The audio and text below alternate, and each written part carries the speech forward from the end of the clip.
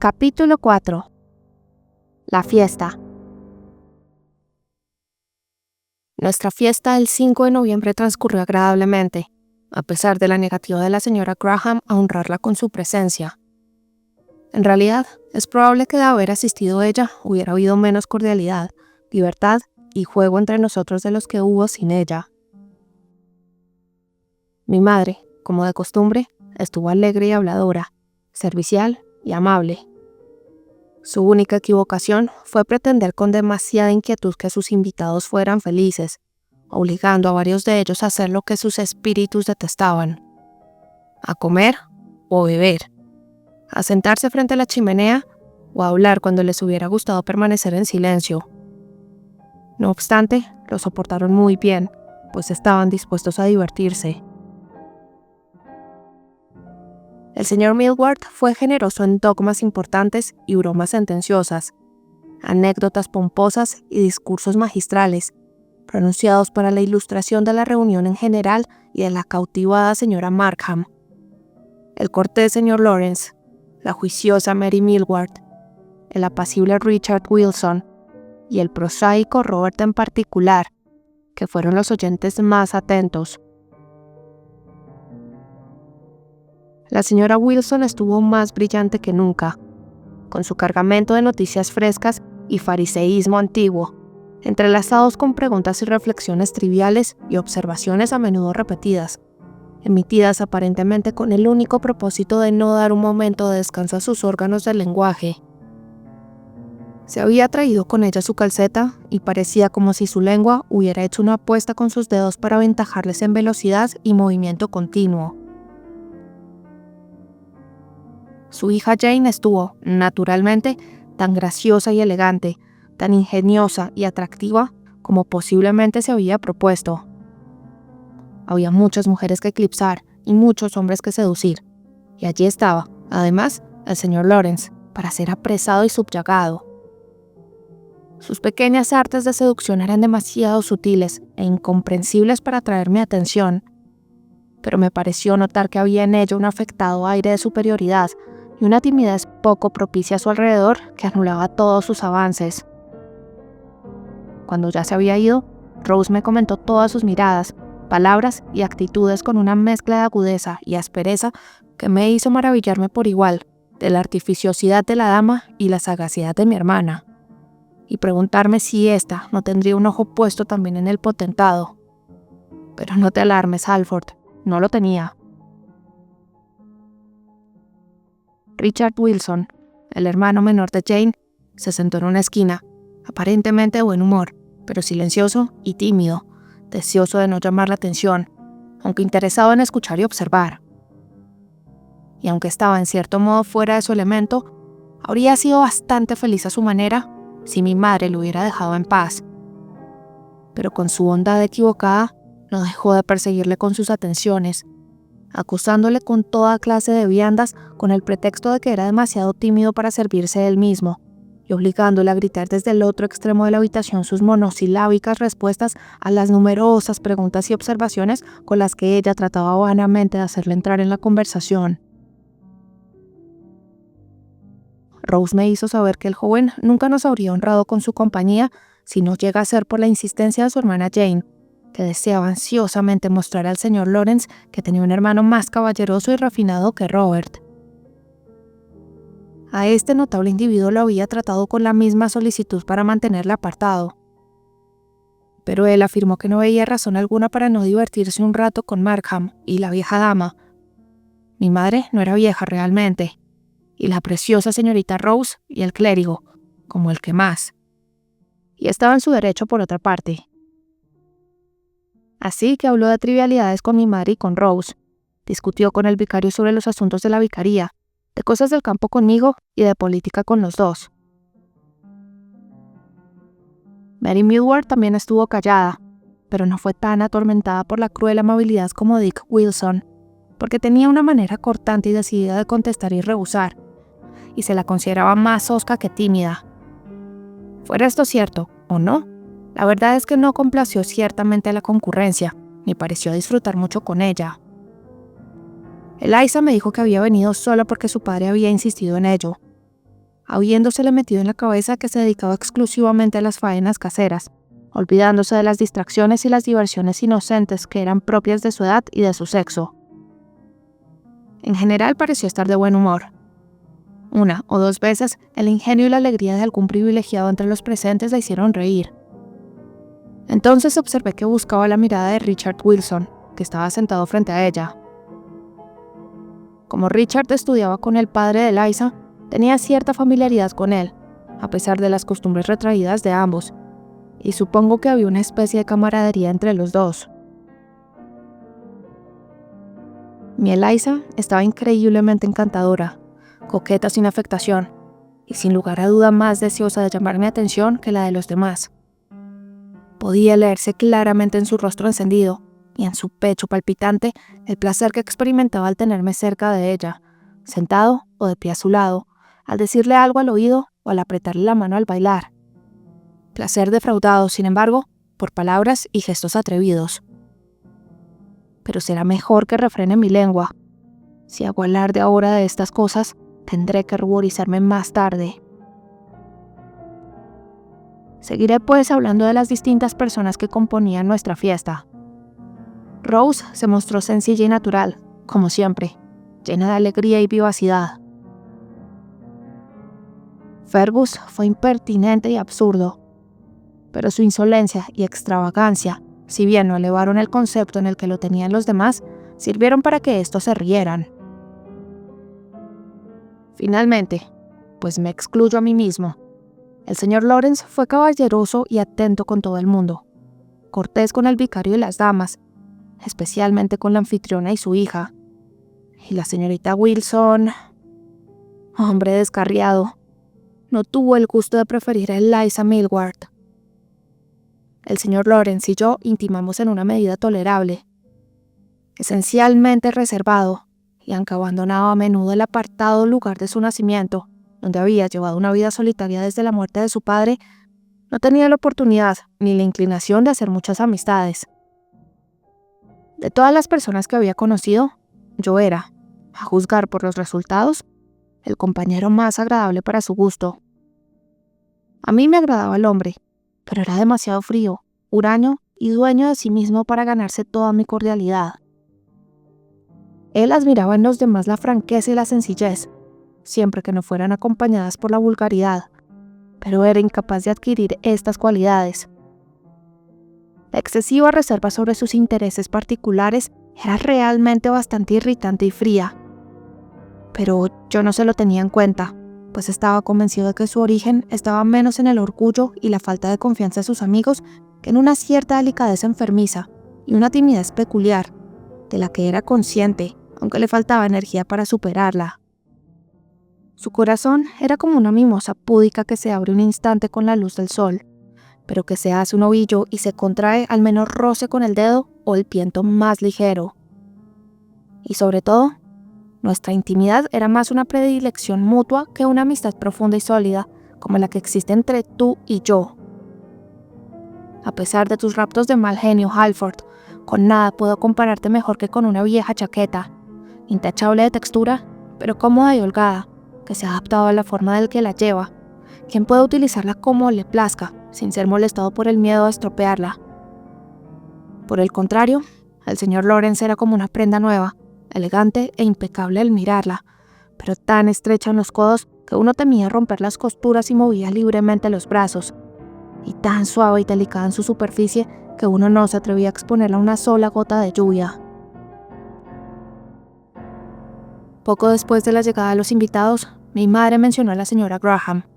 Lamentó su inasistencia a la reunión y explicó a los Millward y a los Wilson las razones que había dado para no haber devuelto sus visitas, esperando que ellos la excusaran, pues estaba segura de que no había pretendido ser descortés y que sería un placer para ella visitarlos en cuanto... Pero es una señora muy extraña, señor Lawrence, añadió. No sabemos qué pensar de ella. Quizá usted pueda decirnos algo, ya que es su inquilina, y ella dijo que le conocía un poco. Todas las miradas se volvieron hacia el señor Lawrence. Pensé que se azoraba demasiado al ser interrogado de aquella manera. «¿Yo, señora Markham?», dijo, Está en un error. Yo no... Es decir, la he visto, desde luego, pero yo debería ser la última persona a la que recurriera a usted para obtener información sobre la señora Graham. Luego se volvió inmediatamente hacia Rose y le pidió que interpretara alguna melodía al piano para alegrar la reunión. No, dijo ella. Debe usted pedírselo a la señorita Wilson. Ella es la que canta mejor y la que sabe más música. La señorita Wilson puso objeciones. Cantará de buena gana, dijo Fergus. Si se toma la molestia, señor Lawrence, de ponerse junto a ella y pasarle las hojas de la partitura. Lo haré con mucho gusto, señorita Wilson. ¿Me permite? La señorita Wilson alargó el largo cuello y sonrió, y le permitió guiarla hasta su instrumento, en donde tocó y cantó, con su mejor estilo, una pieza tras otra, mientras él permanecía pacientemente junto a ella, con una mano apoyada en el respaldo de la silla donde estaba sentada, volviendo con la otra las hojas de las partituras. Quizá el señor Lawrence disfrutaba de la interpretación como ella. Fue muy buena en su estilo, pero no podría decir que me emocionara profundamente. La ejecución fue perfecta, pero careció de sentimiento. Pero el tema de la señora Graham no se había acabado. No bebo vino, señora Markham, se excusó el señor Millward cuando le ofrecieron esta bebida. Tomaré un poco de cerveza. Siempre prefiero la cerveza que se hace en su casa a cualquier otra cosa. Halagada por el cumplido, mi madre llamó al timbre y le fue servida inmediatamente una jarra de porcelana de nuestra mejor cerveza al notable caballero, quien sabía muy bien cómo apreciar sus excelencias. Esto sí que es bueno, dijo, llenando el vaso con un largo chorro hábilmente dirigido desde la jarra al recipiente para producir mucha espuma sin desperdiciar una gota. Después de contemplar el preciado líquido a la luz de la vela, tomó un largo trago. Luego se chupó los labios, respiró profundamente y volvió a llenar el vaso. Mi madre le miraba llena de satisfacción. No hay nada como esto, señora Markham, dijo él. Siempre he sostenido que no hay nada comparable a su cerveza.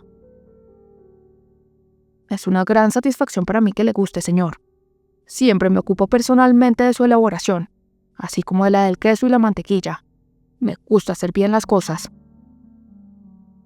Eso está muy bien, señora Markham. Sin embargo, señor Millward, ¿le parece a usted mal beber de vez en cuando un poco de vino o incluso de licor? Dijo mi madre mientras le alargaba un humeante vaso de ginebra con agua a la señora Wilson, la cual afirmaba que el vino le sentaba mal al estómago y cuyo hijo Robert estaba en aquel momento sirviéndose un buen vaso de lo mismo. Naturalmente que no, replicó el oráculo con un jupiterino movimiento de cabeza. Todas estas cosas son una bendición si sabemos hacer uso de ellas. Pero la señora Graham no piensa lo mismo. Va a oír ahora lo que nos dijo el otro día. Le dije a ella que se lo contaría a usted. Y mi madre hizo ante la concurrencia una detallada exposición de las equivocadas ideas de aquella dama y de su conducta en lo referente al asunto que se traía entre manos, concluyendo: ¿No cree usted que es un error? Un error, repitió el vicario con una solemnidad mayor de la habitual. Un crimen, yo diría que un crimen. No solo es hacer del niño un tonto, sino despreciar los dones de la providencia, enseñando a su hijo a pisotearlos. A continuación desarrolló el tema con más amplitud, extendiéndose en la explicación de la insensatez e impiedad de aquella conducta. Mi madre la escuchó con la más profunda de las veneraciones, e incluso la señora Wilson concedió descanso a su lengua por un momento, escuchando en silencio, mientras sorbía con placer su ginebra con agua. El señor Lawrence permaneció sentado con el codo apoyado en la mesa, jugando distraídamente con un vaso de vino medio vacío y sonriendo secretamente para sí. Pero, ¿no cree usted, señor Millward?, sugirió, cuando por fin aquel caballero hizo una pausa en su discurso, que cuando un niño tiene una tendencia natural a la intemperancia, por culpa de sus padres o antecesores, por ejemplo, son aconsejables ciertas precauciones? Todo el mundo creía que el padre del señor Lawrence había cortado sus días por culpa de la intemperancia. Algunas precauciones puede ser, pero la temperancia es una cosa y la abstinencia otra muy distinta. Pero he oído decir que para algunas personas la temperancia, es decir, la moderación, es casi imposible. Y si la abstinencia es un mal, cosa con la que no todo el mundo está de acuerdo, nadie negará que el exceso es un mal mucho mayor. Algunos padres prohíben terminantemente a sus hijos que prueben las bebidas alcohólicas, pero la autoridad de un padre no puede durar toda la vida. Los niños tienen una tendencia natural a desear las cosas prohibidas. Y en este caso, un niño tendrá probablemente una gran curiosidad por saborear y probar el efecto de lo que ha sido tan alabado y disfrutado por otros, y le ha estado tan prohibido, curiosidad que es por lo general satisfecha a la primera oportunidad. Y una vez superada la prohibición, podrían seguirse graves consecuencias. No pretendo ser un juez en estas cuestiones, pero me parece que el plan de la señora Granham, tal como lo describe señora Markham, por extraño que parezca, no carece de ventajas. En este caso, el niño ya está libre de la tentación. No tiene una secreta curiosidad, ni el deseo imperioso de satisfacerla. Está todo lo familiarizado con los tentadores licores que se pueda desear, y no le gustan en absoluto, sin haber sufrido sus efectos. ¿Y le parece a usted correcto? No he demostrado lo equivocado, lo contrario a las escrituras y a la razón, que es enseñar a un niño a mirar con desprecio y disgusto las bendiciones de la providencia, en vez de hacer uso de ellas convenientemente. Usted considera el láutano una bendición de la providencia, replicó el señor Lawrence sonriendo. Y sin embargo, nos aconsejaría a la mayoría de nosotros que nos abstuviéramos de probarlo, incluso con moderación. Pero no me gustaría que siguiera usted hasta el final mi símil demasiado al pie de la letra, en virtud de lo cual termino mi vaso. Y espero que tome otro, señor Lawrence, dijo mi madre acercándole la botella. Él declinó cortésmente el ofrecimiento y, separando la silla un poco de la mesa, se giró hacia mí. Yo estaba sentado en el sofá junto a Eliza Millward y me preguntó con indiferencia si conocía a la señora Graham. La he visto 1 o 2 veces, contesté. ¿Qué piensa usted de ella? No puedo decir que me guste mucho.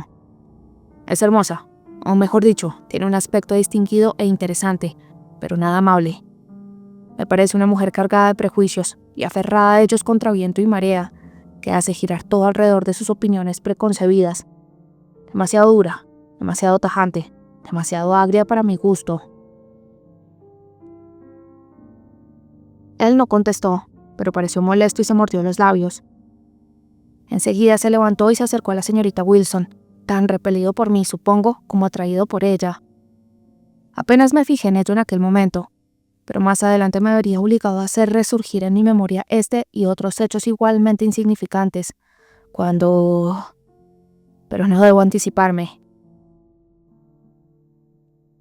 Concluimos la velada bailando. A nuestro benemérito pastor no le pareció escandaloso estar presente en aquella ocasión, a pesar de que uno de los músicos del pueblo había sido requerido para dirigir nuestras evoluciones con su violín.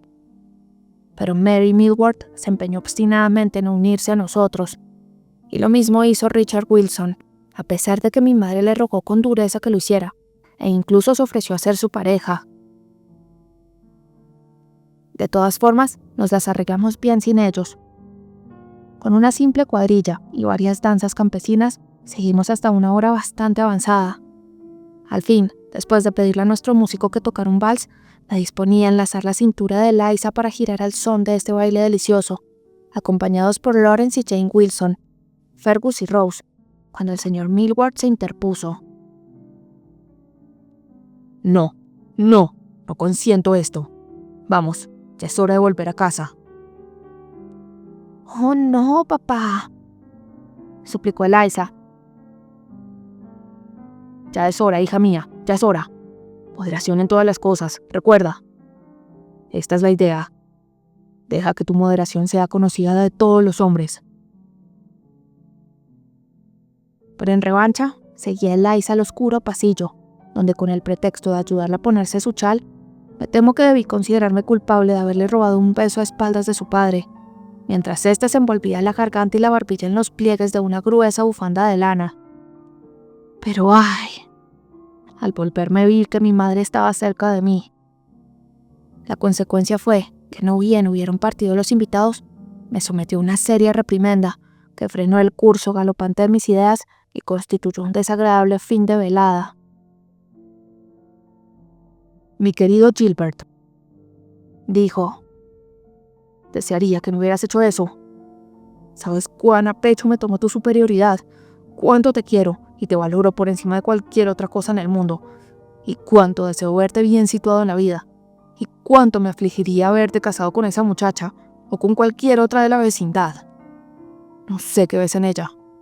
No solo pienso en el dinero, nada de eso, pero no tiene belleza, ni inteligencia, ni bondad, ni ninguna otra cosa que sea deseable. Si conoces tu propia valía como yo la conozco, no soñarías con ello. Espera un poco y verás. Si te unes a ella, te arrepentirás durante toda tu vida cada vez que mires a tu alrededor y veas cuántas hay que son mejores. Acuérdate de lo que te digo. Te arrepentirás». «Bueno, madre, tranquilízate. Detesto que me sermoneen. Todavía no me voy a casar, te lo aseguro. Pero en fin, ¿no puedo divertirme un poco?» «Sí, querido hijo mío, pero no de esa forma. De verdad, no deberías hacer esas cosas. Podrías perjudicar a la muchacha si ella fuera como es debido. Pero te aseguro que es una pequeña y astuta pícara, como todo el mundo sabe, y quedarás atrapado en sus redes antes de que puedas darte cuenta de dónde estás.